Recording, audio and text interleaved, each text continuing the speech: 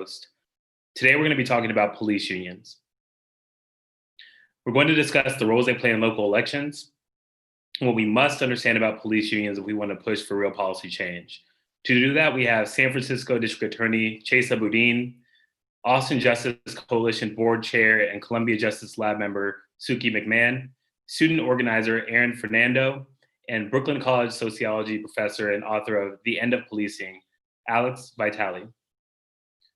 We are currently in a national struggle for Black lives as protests erupt in the wake of the deaths of George Floyd, Breonna Taylor, Ahmaud Arbery, David McAtee, and countless other Black people killed by the police. We are in a national struggle as peaceful demonstrators who are lifting their voices for change are often being met with tear gas, rubber bullets, and military tactics. This has resulted in serious injury and death, as was the case with David McAtee, a barbecue chef killed by the same police department he would give free lunches. Police now kill well over 1,000 civilians every year, and the civilians they kill are disproportionately Black. We hear many mayors, city council members, and some police chiefs calling for change and describing the difficulty they have had due to police unions in opposition. Police unions have enabled police to become increasingly militarized, secretive, and unaccountable to the public. This contributes to police violence, perpetuates dangerous warrior police culture, openly declares war on some elected officials while peddling a false war on police narrative.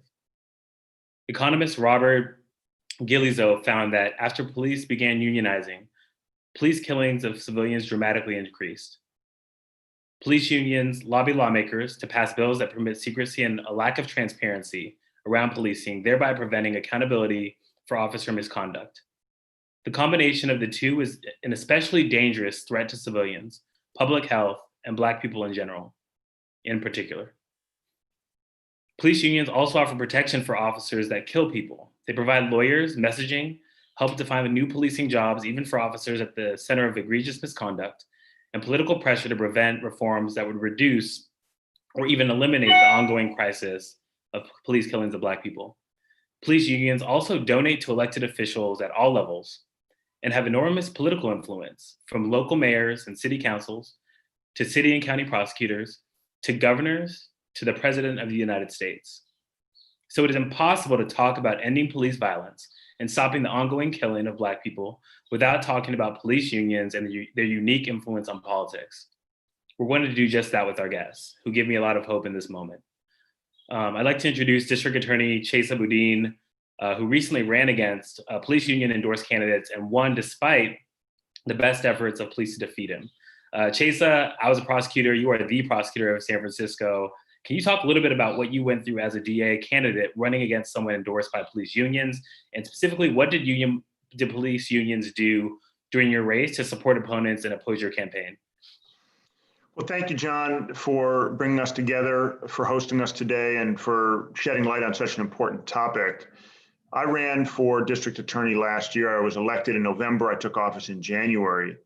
The San Francisco Police Officers Association gave the maximum contribution to one of my opponents, and much more significantly than that, spent through a series of different independent expenditures just in the last 10 days of the election cycle, nearly as much as my campaign spent during the entire year-long campaign. And they spent literally over $700,000 in direct mail and TV ads to attack me, to put out dishonest representations of my policies, to use fear-mongering, scare tactics, and race baiting to try to stir up opposition to my candidacy. Luckily, the people of San Francisco saw through those tactics, as frankly they have in virtually every police union campaign in San Francisco in the last 5 years or so. The San Francisco Police Officers Association leadership has been on the wrong side and the losing side of virtually every political campaign in San Francisco in recent years for specific propositions like arming officers with tasers, as well as around individual candidates in their races. The reality is that the San Francisco Police Union leadership is sorely out of touch with San Francisco values and politics. And despite their heavy-handed tactics and large checks that they spend to muddy the water and introduce fear-mongering and dishonesty into local politics. Thankfully, they failed. So it's great that you were able to overcome that level of power and money. You mentioned the values and then, the police union being out of touch. Can you describe, you've already enacted a number of reforms, including many opposed by the local police union. Has the San Francisco Police Union been able to prevent your office from achieving the full scope of the reforms that, you sought to implement from running? And how do you hope to overcome some of those obstacles, those challenges during your tenure? Well, I've only been in office for about 6 months, so I'm certainly, going to candidly admit we have not yet accomplished the full scope of reforms. We have a long way to go in accomplishing what I was elected to do, what I committed to do, and what I intend to do.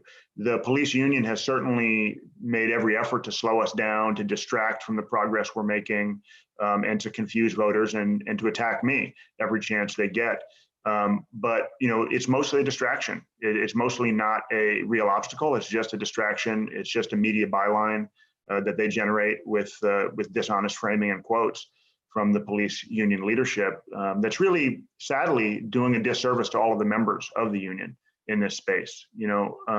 Most of the police officers that I know, that I work with, are honest, are working hard and taking risks, and the police union leadership efforts to protect even the really bad apples, to help ensure that there's impunity and no transparency, contributes to a tremendous breach of trust between the public and the officers that are sworn to serve and protect the public. What we need more than anything right now, what these national uprisings are showing us clearly, is that the majority of Americans support the protests. The majority of Americans of all colors, races, ages, backgrounds want to have more transparency and more accountability and more investment in communities so that we can actually prevent crime instead of simply militarizing police forces and allowing police to use physical force, racial discrimination, throw up white power symbols, as we've seen in videos from protests around the country, with impunity.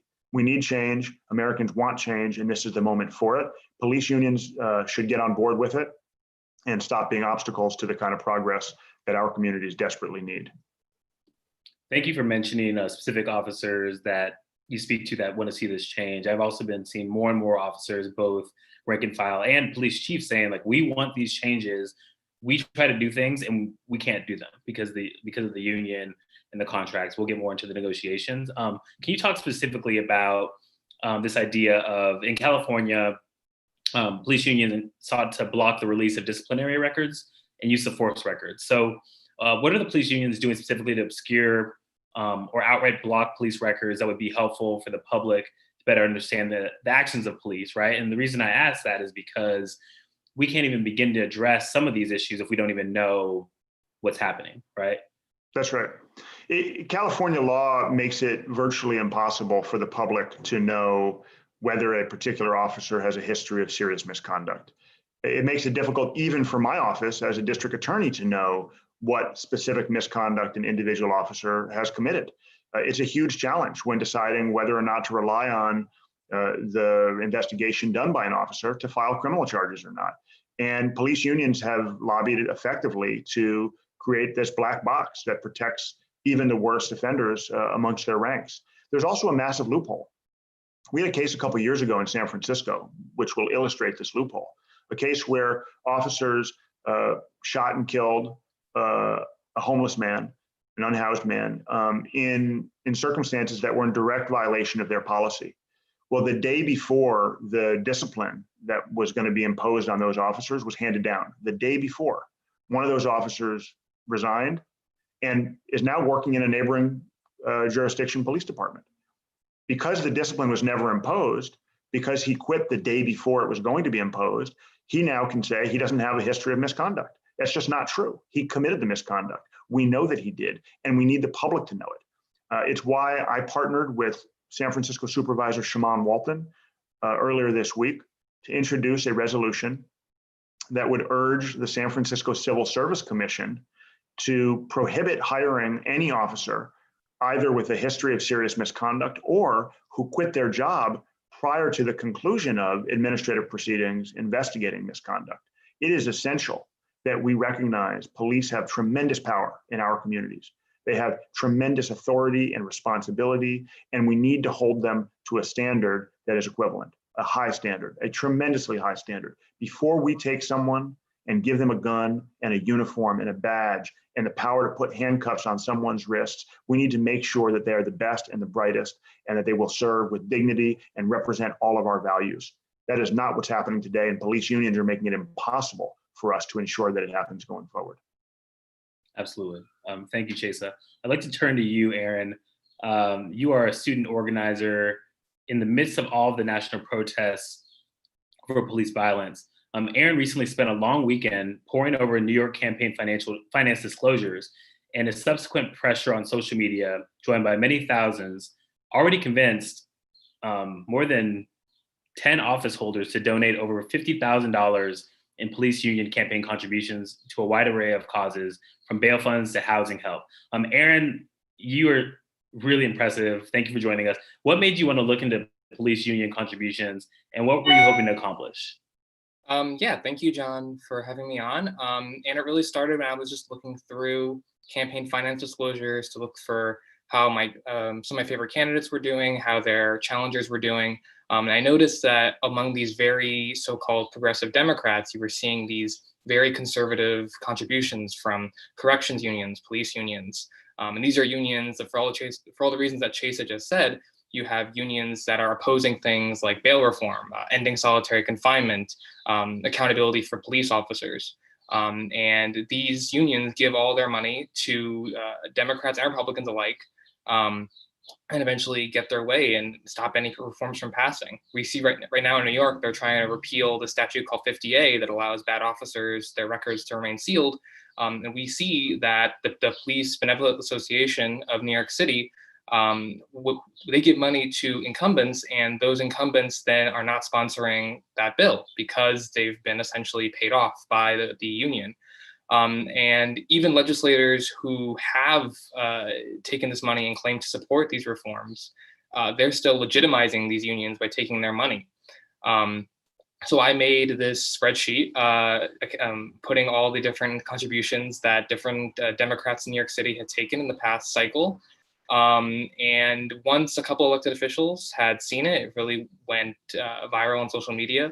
Once a few elected officials had seen it and started realizing how bad it looked to be seen close to these police unions in this time, they started returning the money, and it just kind of built up and the dominoes kept falling. And we now have 15 elected officials have donated over $50,000 to anti-racist causes, which I find remarkable. And I think we need to keep pushing this, and we need to keep holding our elected officials accountable to not legitimize these very conservative unions and their very conservative views. And since you started doing this, have you seen others continuing to push this? I know you've inspired others. Yeah, it's been really remarkable to see so many people across the country get inspired by seeing what me and other people have been doing around showcasing these contributions. I've had maybe 100 people message me or reply to me asking how they can do this for their own area. And so many people started replying that I started compiling my own list. I created a new tab in the spreadsheet just to include all these other people doing this work. We've had people doing this in Colorado, Virginia, North Carolina, Delaware, California, all making these records of their elected officials and how much money they've taken from these unions. And we've seen real change already. I saw yesterday the president of the Colorado Senate actually returned money because of pressure that one person on Twitter was putting on him. I find that really inspiring and hopeful, because so many people have messaged me who are not politically engaged, asking me, what can I do to be involved in this political sphere, and how can I get involved, because they feel helpless. I think having this avenue of talking to their elected officials and telling them, we're not going to stand for you taking this money, I think that's a way for a lot of people to get involved, and a way to hold officials accountable for their contributions and for the policies they're going to sponsor and they're going to advocate for. That's really amazing. Every day people are asking, excuse me, how they can get involved, right? Like, and aside from protesting, there's people every day that are protesting, but like, what can people do in their own homes? And I think it's really amazing that you just on a weekend decided, like, I'm going to do this, and that you've inspired so many other people to do it. I love it. I'd like to bring in Suki to the conversation. Suki, one. So what's happening on the ground in Austin, Suki? Can we try to bring, educate our viewers on what's been happening with police union contributions there and their impact on local politics? Yeah, first I want to say thank you to Aaron. I love seeing young people doing this work, and it's amazing how great organizing can start with a spreadsheet or a Google Doc. Welcome to the fight, my young brother. It's good to have you. So here in Austin, with the police union and their contributions and how that impacts local politics. So for a good while, we were at large. We did at-large elections for our city council, and that was pretty problematic because the police union could just kind of endorse and go down the line and have a lot of sway over our city council. We've went into a district format in 2015, and that really shook them up. It changed the whole game because suddenly it's districts and the people, the constituents who are able to determine who their next leaders are. And it really gave rise to a lot of grassroots candidates in that last cycle in 2015. And a lot of those folks are still around. So I think that really dispersed a lot of their power here. And that's something that I bring up when we talk with folks in other cities who are trying to challenge their unions as well, and talk about their electoral constructs as well, and how they can take advantage or how that might be to their detriment or how they maneuver. There's still a problem here with the county races. You can make the direct line between an issue of receiving a contribution from the union if you are running for judge or county attorney or any of the county races. So that's just going to be an ongoing issue. But I think Aaron put it out there quite succinctly. How to isolate those folks and how to give them the proper round of pressure to encourage them to return those funds or to push those funds into community or other social services. So I think that he's really on to that part of applying that kind of pressure. Thanks so much. Can you talk a little bit about the negotiation process, and specifically, when we're thinking about police accountability, how have police unions pushed for secrecy around policing, and in what ways have police unions kind of prevented accountability in Austin? Yeah, so here in Austin, our last contract negotiation was in 2017. And, the contract usually come up every 3 to 5 years. And so it is a blue moon occasion, really, where for us, we had this opportunity to target the contract and we were just at the ready. And because for us, the contract is home for oversight, accountability, and transparency measures. So we organized around that moment. And all of those are issues with the contract that, lend themselves to the secrecy and the lack of accountability and oversight. So we prioritize a short list of demands for that cycle. We have a lot of other ones for next time, but this time around, we put up 8 specific demands, such as, stop reducing suspensions to written reprimands, which are then concealed. Let the chief examine and provide disciplinary action for complaints past 180 days from the incident, and oversight. There was an extreme lack of oversight when our police union contract first came around. The trade-off was more accountability for more pension and more funds and salaries and things like that.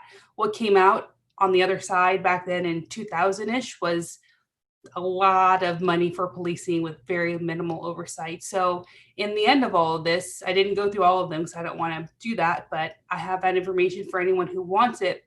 We won no more suspension reductions. We won public information around written reprimands, and we got 180 days from discovery for complaints rather than from the incident for criminal complaints as well, especially. The big win was Office of Police Oversight. This is a new office that has so much more teeth than we formerly had. They're allowed to take anonymous complaint for the first time, initiate complaint for the complainant. But I do want to say that I do think that the biggest win in terms of kind of opening up what can be done for policing is the reforms cracked open the opportunity for more transformative justice. It was a step, I think, towards that. And I think that we're really thinking about that. We have a campaign here, A World Without Police. You know, the project I'm on at Columbia, the Square One project, its premise is to reimagine justice. And those projects ask, given what we know about policing and the ties to racism and poverty, what will we do differently if we could start from square one? So I do think that we are at this moment, the square one moment, even with the pandemic and the uprising, where we're really having those conversations as well. Yeah, thank you for talking about that transformation. I think that's a perfect opportunity to transition to Professor Alex Vitale. Let's take a step back. So, Professor Vitale, you authored a book called The End of Policing that talks about fundamental problems with police-based responses to public health issues like poverty, mental illness, substance abuse disorder. You've also been speaking a lot about the changes we could all be seeking in the moment, both in New York and across the country. What could the United States be doing instead of mass policing? How do police unions prevent justice reform? And what makes police unions different from other labor unions? Because I think a lot of people out there are saying, well, you know, we support better health standards and a better way of life for all of our workers. Like, how is this different? Right. Well, thank you so much for having me on. And I just want to echo the congratulations to Aaron for the tremendous work he's done. You know, the folks at Project Zero had started to try to do this work. They set up a database in California to track some of this giving. And I have been in conversation with them about trying to get something going in New York. And in fact, what we wanted to do was to add on top of who got what money, excerpts of the actual statements of these unions. What is the politics that they stand for? Because we need to expose the kind of rancid, toxic, and frankly, often racist politics that they are selling that they are trying to purchase with this money. And so that we can make it really clear to politicians who have taken this money as if it's just from any other labor union, that it's about pensions and you know, healthcare benefits, and say, no, when you're taking that money, you're embracing a whole set of thin blue line politics that are really bad for your cities. It's not just about the pensions. It's about this idea that police are the solution to all our problems. And this is really the mess that we're in, this 40-year period of creating massive social problems like mass homelessness, mass untreated mental illness, failed schools, mass problems with black markets because people are unemployed and underemployed, and then turning that all over to the police to manage. And the police have embraced this expansion of the scope of their authority, and they've embraced all the hardware and military ethos that's come with being told they're waging a war on crime and a war on drugs and a war on gangs and a war on terror and a war on immigrants.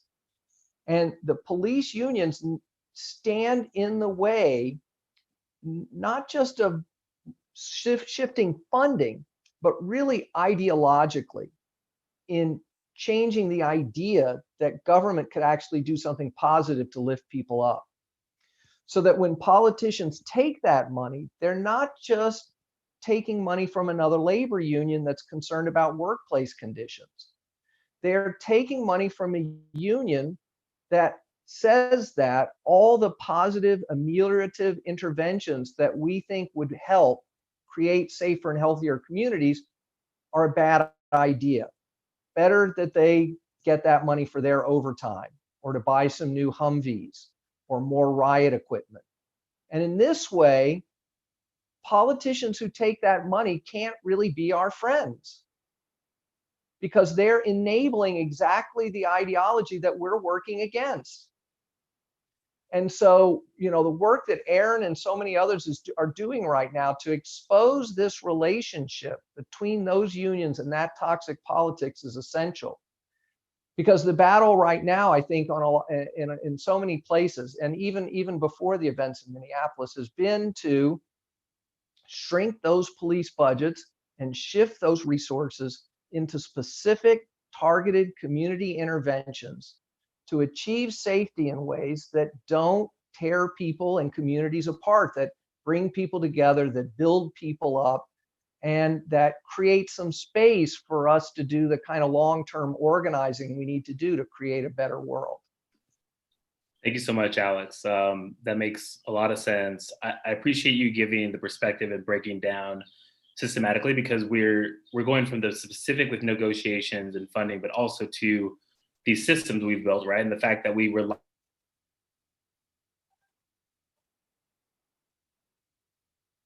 in some cases housing or mental health support or just like community-based organizations. So I really appreciate that. Chase, I want to bring you back in. You mentioned this idea, actually, when we were talking earlier about how crisis brings opportunity. I'd like you to talk about, but I'll just give you an opportunity to respond to the other panelists, but just, what do you see as the opportunity in this moment, in the urgency of this moment? And feel free to respond to any of the other panelists. Great, thank you, John. And I want to thank the other panelists, both for their comments, but also for the work that they've done. Change does not come easy. And many people do ask, how can I help? What can I do to get involved? Especially with people sheltering in place, there's not always obvious or easy answers. And I think Aaron's example is a really important one, because it shows that literally anybody from their home with creativity and intelligence and dedication can make a significant impact. So I want to thank Aaron, acknowledge his example, and encourage other people who want to get involved to be creative, use your skills. You can do it from home in some instances. I did say that crisis brings opportunity, and I think that's true. But I want to talk about where the opportunities need to take us and what that means. San Francisco has a crisis of policing, as so many parts of the country do. These uprisings that we see from coast to coast are a response to years and decades of distrust and bad faith and excessive force and racial profiling by police departments and the communities that they serve. In 2016, the Obama Department of Justice issued a report highly critical of the San Francisco Police Department. It came up with 272 urgently needed reforms to bring our police department in line with best practices. Here we are 4 years later, and barely 15% of those changes have been made, according to the police department. And you don't need to look further than the first 3 months of this year to see what that means on the ground, right? Even despite those 15% of changes allegedly having been made, between January and March of this year, African Americans, who make up just 5% of San Franciscans, comprised 23% of traffic stops and 39% of all searches. That is unacceptable. It is no wonder why communities of color do not trust police. It is no wonder why we have low reporting and low engagement and low numbers of people wanting to come forward and participate with this system. So we need to create opportunities to change that. We need to create opportunities to increase transparency, to increase accountability, and to ensure that the public knows that district attorneys' offices are independent and separate from police unions. Yes, we must work together with the police departments to investigate and prosecute cases, and we will work with them every day. We have no choice. We will, of course. But politically, we also have to have the independence and the objectivity to review cases of officer-involved shootings, of officer-involved racial profiling or discrimination or excessive force. And one of the things that I've done in partnership with 2 other elected district attorneys in California and a district attorney candidate running in Los Angeles last week was to request that the California Bar Association implement an ethical rule prohibiting district attorneys or district attorney candidates from seeking political or financial support directly from police unions. We know that at some point in the term of every single district attorney, their office will be charged with investigating allegations of police use of force. It's inevitable.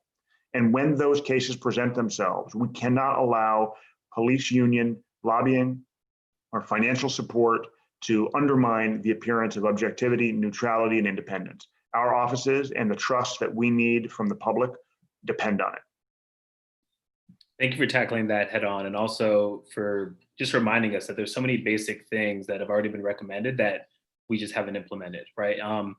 I'd like to turn a little bit. So one, I like to bring in some polling, and then I want to relate it to this idea of thinking about fundamental transformation of these systems look like. So the Justice Collaborative Institute and Data for Progress polling shows 9 in 10 voters support an alternative to policing emergency first responder corps composed of health experts, as well as a majority of voters support economic programs and support during the pandemic. And the reason I want to bring this in is I want to get all of your sense as to why police unions tend to oppose alternative responder programs like this, and what barriers might they present to a national alternative system. And anyone can take that, and let me know if any of that was unclear.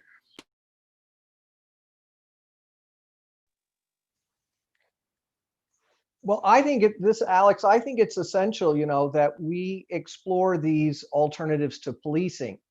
The public advocate in New York, Jumaane Williams, has issued a tremendous report calling for getting the police out of the mental health crisis response business. The Los Angeles County supervisors have commissioned an alternatives to incarceration report that makes the same kinds of recommendations for LA County, and I think they're going to move forward with that. We have a pretty good idea about what these kinds of response systems might look like, looking at other countries and even some examples in the United States. And there are some police who actually don't want to be in the mental health business. I hear from them on a regular basis, and groups like Law Enforcement Action Project, who are opposed to police involvement in the drug war. Also, many of their members feel that this is an area that police just shouldn't be involved in. Unfortunately, too many of the police unions have committed themselves to this idea, not only that they want to keep the perks of membership, but they're really invested in an idea that it's only through punitive and coercive interventions that society will be held together. That's really at the core of this kind of thin blue line politics. They actually prefer, in many cases, an authoritarian intervention.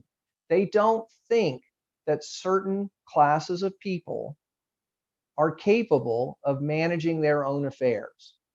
And in that way, there's a lot of racism in this ideology, even if it's not stated in such explicit terms. There is a double standard at work here. And this is part of the politics that has to be directly opposed. Thank you, Alex. Suki and Aaron, can you, before we wrap up, I'd like to hear your ideas on the grassroots. And thank you, Alex. Thank you for mentioning the alternatives to incarceration. Shout out to Justice LA and all the organizers that have pushed the Board of Supervisors to make those changes and to take that seriously. And so I'd like to relate to that point with Suki and Aaron and just talk about what can people out there in their homes or in the streets be doing to help put pressure to make sure we get these changes? Yeah, I think Aaron has probably some fantastic answers lined up, but I'm just going to say quickly that, this is the time for these candidates to be making this choice to donate or to refuse those contributions because their constituents are watching. This uprising has awakened a whole swath of people who perhaps conservative candidates or people who are depending on a certain kind of vote. It's possible, quite possible, that the hearts and minds of those people have been dramatically changed in recent days. We had a city council meeting last night, and there were people in districts that I would not expect to call in and demand the defunding of APD and the firing of the police chief, but they really, really did. Of course, there was a concerted effort to put that messaging out, but they get it, they heard, and they really are aligning with, the messaging from Black folks in our community. So I think that they should be aware that the landscape might not be what they think it is, but I'll turn it over to Aaron. Yeah, definitely want to echo everything Suki is saying. I actually just pulled up, someone's already made a spreadsheet for Austin about police donations there. So you definitely check that out. But I'm nowhere near the first person to talk about the power that police unions have had. Like, people have been talking about it in the criminal justice space for decades now, I would think. I think this is just the right moment for people to really become cognizant of the toxic power that this money can have. And so far, it's been a lot of young people like me doing this online and through social media and making these calls and emails to their officials and even approaching them in person. But I do think that eventually, I think some major organizations will probably step in and make some kind of solid pledge for elected officials to take. I've said before that my goal is to make cop and corrections money as toxic as real estate money or oil and gas money, because I think it should be. I think that it really, your donors say a lot about who you are. And I think that some politicians are saying, oh, those donors don't represent me. Their views don't represent me. Then why are you taking their money? Why? How can we trust you to implement these policies if you're going to take this money? So I really congratulate everybody on this panel for all the work you've been doing. And that's really helped me to focus my view on this issue. And I hope that we continue to fight for this in the future. I think that's a great way to wrap up. Aaron, thank you so much. You give me hope. Honestly, I've been angry, exhausted, tired, like probably all of you. But you know, the work that you guys are doing, that you all are doing every day, like really does give me hope. I hope that all of you will be safe this weekend as we continue to push for these changes. And please join us next week as we continue our interview series with mayors across America, and more coverage will be on ongoing demonstrations and against police killing. So we hope you're safe and healthy this weekend, and we'll see you soon. Thanks.